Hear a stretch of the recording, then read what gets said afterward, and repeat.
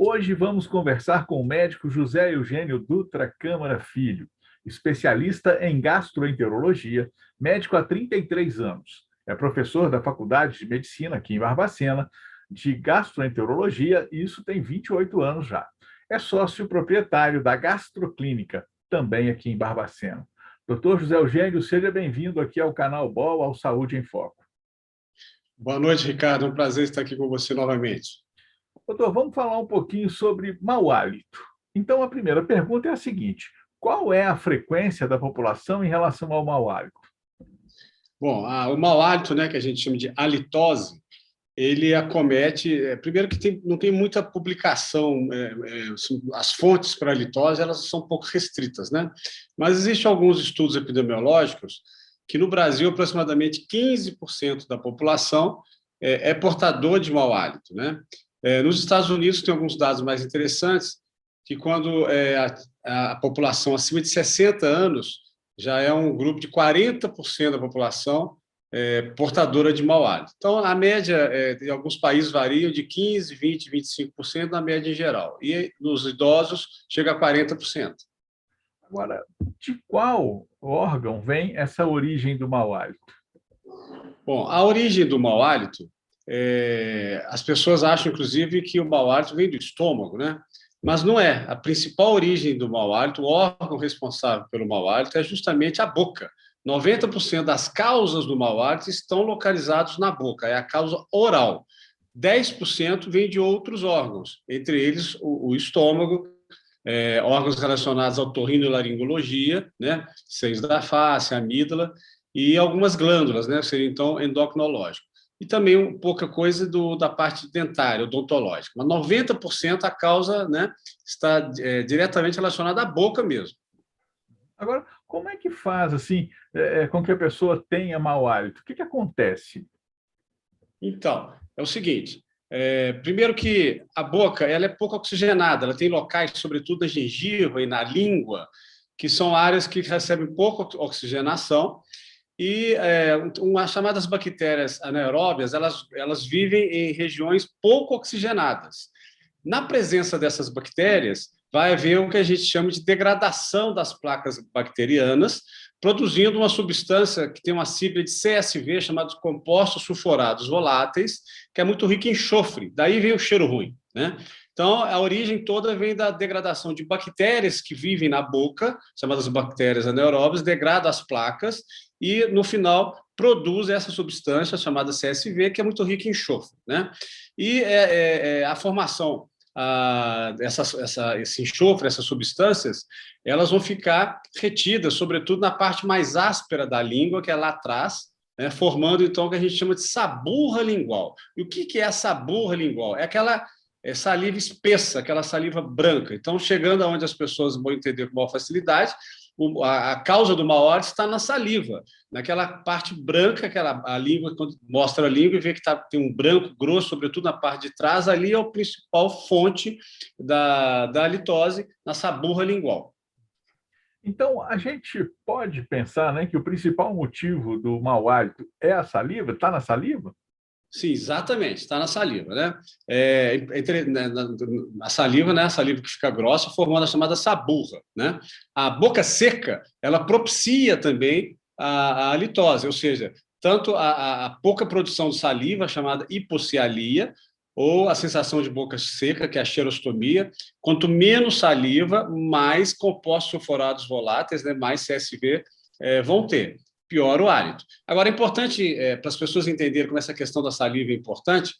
Existe a halitose fisiológica e patológica. O que é fisiológica? A fisiológica todo mundo tem. 100% da população tem a chamada halitose fisiológica. E como é que é isso? Na hora que todo mundo acorda, né? E por que todo mundo acorda com mau hálito? Porque a pessoa fica 6, 8, 10 horas dormindo, ela fica sem mastigar. Então, ela não produziu saliva nova. Tá? Quando você mastiga, você produz saliva nova e engole a saliva velha. Tá? E essa saliva ela vai ter uma boa qualidade por volta apenas de 4 a 6 horas. A partir do momento que essa saliva forma, já tem 4, 6 horas que foi formada. Então, a pessoa jantou 9 horas da noite. Quando é 2 horas da manhã, aquela saliva que ela produziu no jantar, ela já está produzindo CSV, já começa a produzir, a sofrer a ação da degradação das bactérias que moram na boca, produzindo essa substância rica em enxofre, né? E o que tem de ser feito? Tem de produzir saliva nova, renovar e engolir a saliva velha. Só que a pessoa está dormindo.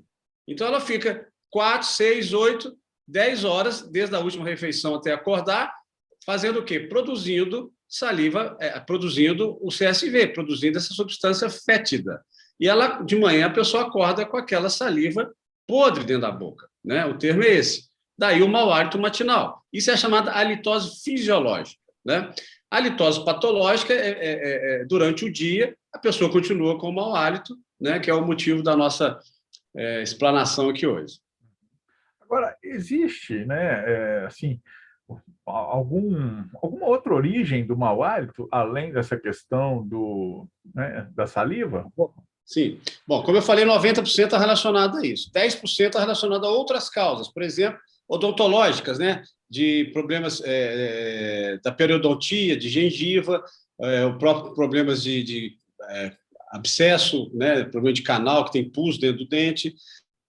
Então, isso pode dar mau hálito também. São poucas as causas odontológicas que dão mau hálito, né? Digestiva, né, do estômago, pode acontecer algumas situações em que fica retida a comida no esôfago, retida a comida no estômago, por exemplo, quando a pessoa tem um estreitamento no esôfago, um estreitamento no estômago, seja por uma doença benigna ou doença maligna, que a comida fica 12, 14, às vezes 2 dias dentro do estômago, começa a produzir um cheiro ruim que vem do estômago. Só nessa situação está relacionada a esôfago e estômago, né? Portador de cirrose hepática, fase terminal, grave, começa a dar um cheiro desagradável também. Então, seriam causas digestivas. Relacionado, por exemplo, à otorrinolaringologia, amigdalite crônica, né?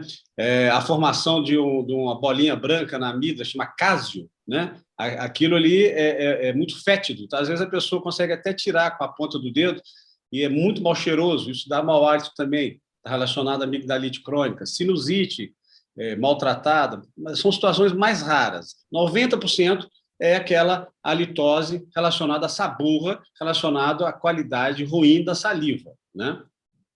Agora, literatura a respeito, né, parece que não existe muita quantidade.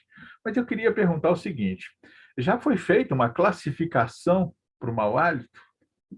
Sim, existe uma classificação que a gente divide em subclínica, clínica e mista. O que é a subclínica? A subclínica é o paciente que acha que tem mau hálito, tá? E ele começa a ter uma sociofobia, né? Não quer se relacionar, não quer conversar de perto, evita, porque ele sempre acha que tem mau hálito. Ele pergunta às pessoas: você não acha que eu estou com mau hálito? Não, você não está com mau hálito. Ele vai procurar, vai no médico, o médico faz o exame perto. Não estou sentindo nada. Ele pergunta à esposa, à mãe, o pai, algum conhecido que ele tem intimidade, que é um assunto às vezes desagradável. E a pessoa: não estou sentindo nada. O que é a litose subclínica? Então, é aquela que o paciente acha, ele sente, mas não tem. Por que acontece isso? Devido ao paciente que ele consegue perceber o cheiro ruim de uma causa na garganta, na boca, que é fétido. Porém, essa percepção é apenas do seu olfato. O interlocutor, que já mantém uma certa distância, não consegue sentir isso. Então, só o paciente sente. E ele fica achando que as pessoas vão sentir também. Então, é chamada halitose subclínica. Existe também a halitose clínica. Essa é a pior delas. Por quê? Porque o paciente não sente o cheiro. Quem sente é o outro. É o contrário, né? Então, aquela pessoa que às vezes fala muito de perto, fala alto, e as pessoas percebem que a pessoa tem um mau hálito e ela não percebe.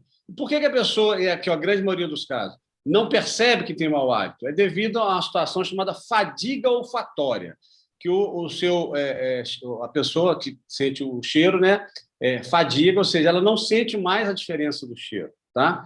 Então, o que é a fadiga olfatória? Por exemplo, quando a pessoa passa um perfume, na hora que passa o perfume, eu estou sentindo o perfume. Passa um pouco mais, eu já não sinto mais. Porém, se a pessoa chega perto, não, está cheiroso, quer dizer, eu não sinto mais, mas aquela pessoa sentiu, né? O que a gente chama de cheiro de casa de vó. A avó mora naquela casa com coisas velhas, não sente aquele cheiro de casa de vó. Quando você entra na casa de vó, você sente aquele cheiro de coisas antigas. Cheirinho de carro novo. O dono do carro não sente mais o cheiro do carro novo. Quando a gente entra no carro, um cheirinho de carro novo, isso é muito comum, né, Ricardo? Então, é a chamada fadiga olfatória, que o próprio dono do olfato não sente mais. Então, ele não percebe isso e não procura assistência médica e tal. E é muito comum as pessoas ficarem sem graça, falar, você está com mau hálito, procura ver o que é isso. É muito comum a pessoa não falar, né?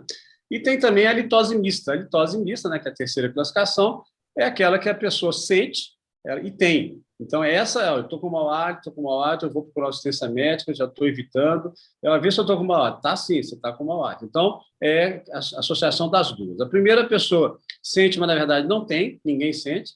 A segunda pessoa não sente, porque tem a fadiga olfatória, mas o outro sente, essa é mais desagradável.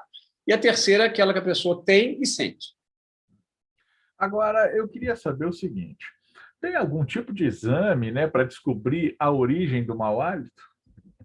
Sim, existe um exame chamado de estudo da litose. Eles consistem em 3 etapas. É um exame rápido, em 20 minutos você faz. Consiste na chamada alimetria, depois a cialometria e o teste da cisteína. Aí você pode perguntar, mas para que precisa do exame para mau hálito? É só se tem ou não tem, né? Na verdade, você tem de quantificar esse mau hálito, identificar de onde ele vem, tá certo? Identificar se tem a quantidade de bactéria que necessita usar um determinado medicamento. Então, o estudo da litose, ele direciona qual o melhor tratamento para a pessoa. Então, a alimetria vai identificar, é da saliva, é dos seios da face, vem do aparelho digestivo, vem pelo pulmão, tá certo? Então, consegue identificar isso. A grande maioria é da saliva. E quantificar em halitose perceptível, leve, moderada, severa.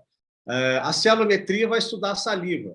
Você vai observar a qualidade daquela saliva, né? Se é uma saliva mais fluida, uma saliva mais grossa, se é uma saliva que tem a quantidade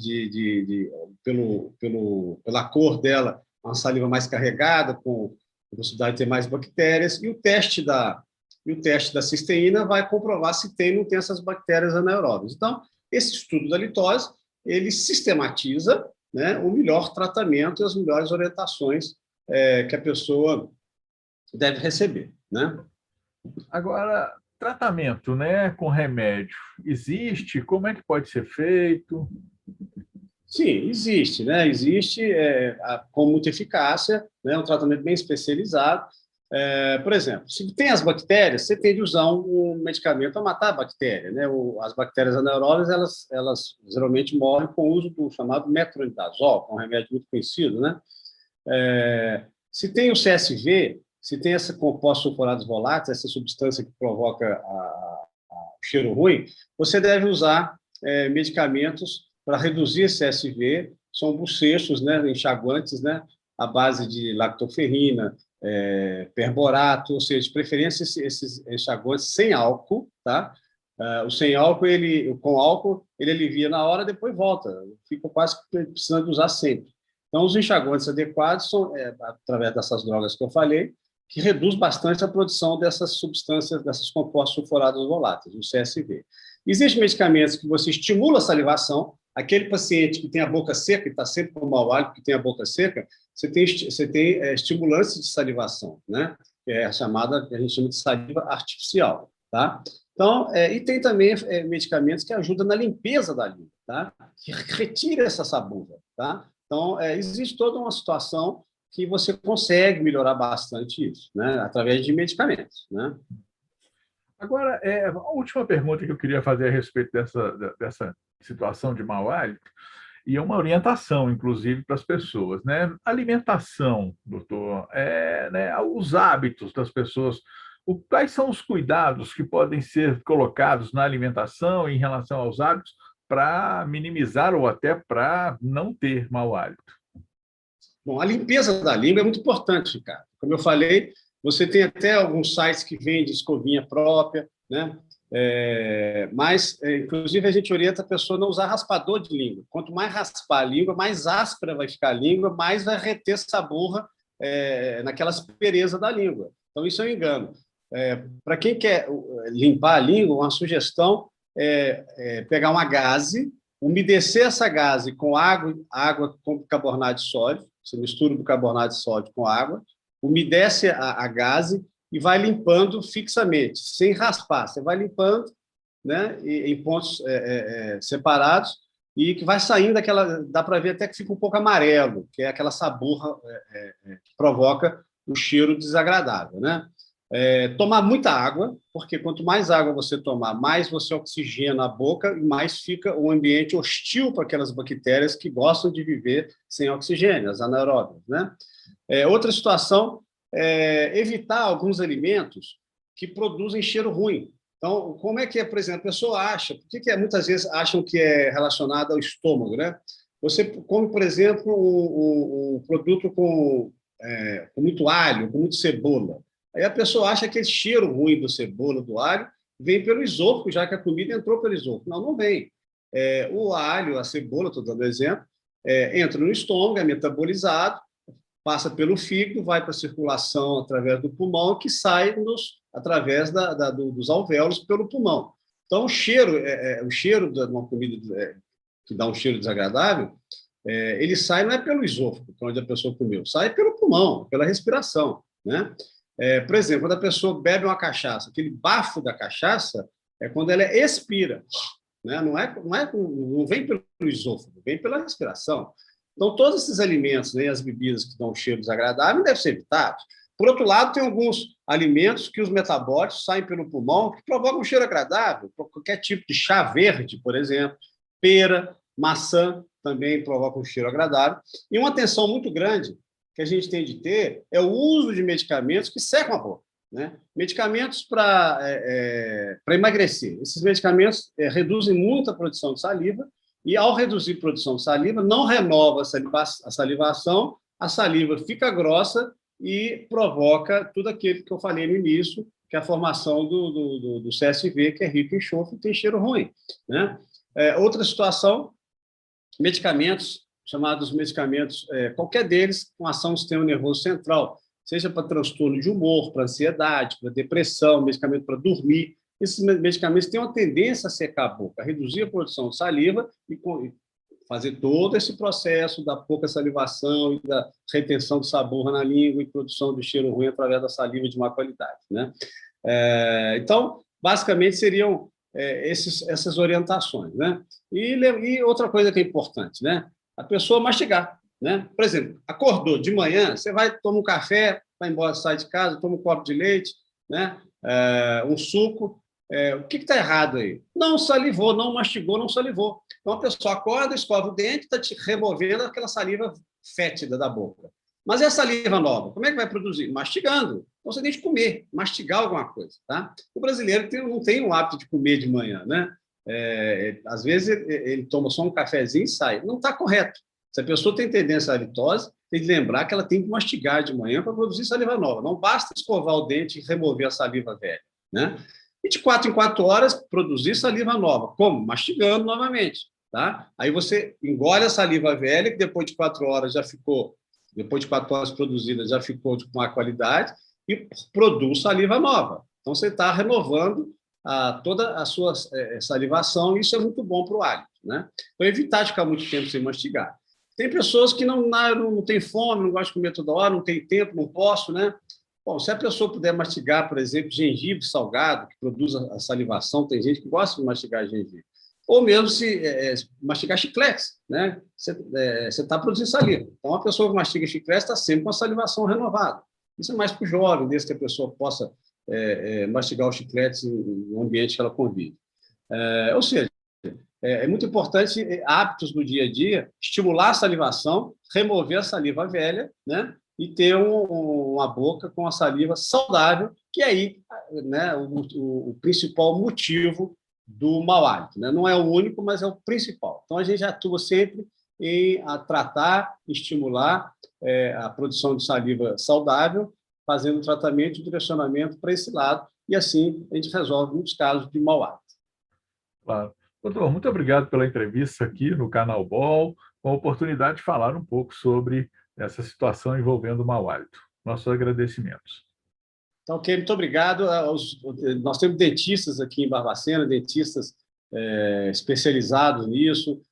Enfim, a odontologia também tem muita capacidade para ajudar nessa área, né? Não são só os médicos, né? Então, na verdade, é um tratamento sempre multidisciplinar, né? São várias situações, várias profissionais que ajudam nesse tratamento, né? É um tratamento feito de forma sistematizada e com a ajuda também de outros profissionais. Obrigado, Ricardo. Um grande abraço. Obrigado, doutor. Canal Bom, aqui tem conteúdo de qualidade.